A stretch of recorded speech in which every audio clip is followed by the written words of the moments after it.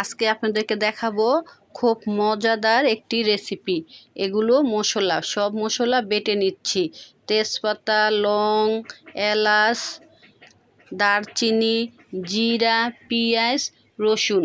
আজকে আমি রান্না করব মশলা বেটে।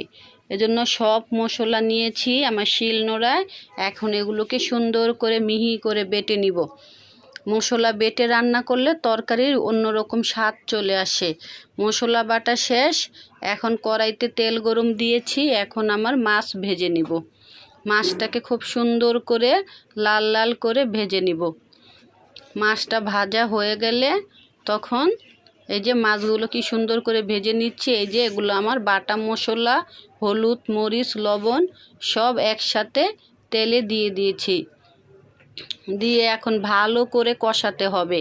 যে এখানে আমার কাঁচা পেঁয়াজ আছে, সেজন্য মশলাটাকে ভালো করে কষাতে হবে। অল্প পরিমাণ পানি দিয়েছি যাতে পেঁয়াজের কাঁচা গন্ধটা চলে যায়। মশলাটা ভালো করে কষানো হলে দেখবেন তেলও মনে হয় উপরে বেশি উঠে আসে, আর মশলা যে একটা কাঁচা গন্ধ ওইটাও চলে যায়, তরকারির স্বাদ বেড়ে যায়।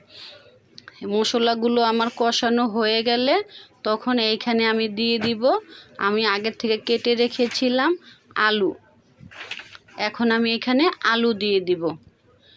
আলুগুলো দিয়ে ভালো করে নেড়ে চেড়ে কষিয়ে নিব। আলুটাকে একটু ভালো করে কষাতে হবে এই ঝোল শুকানো পর্যন্ত।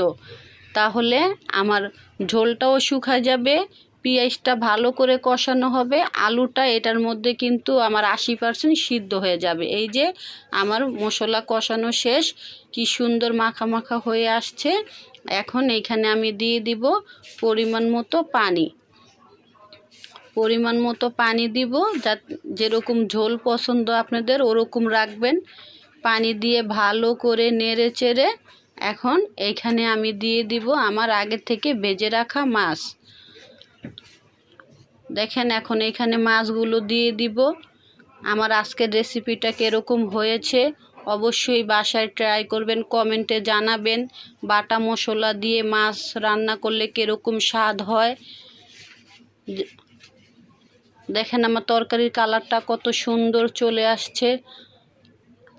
আমার ভিডিওটা ভালো লাগলে অবশ্যই কমেন্টে জানাবেন।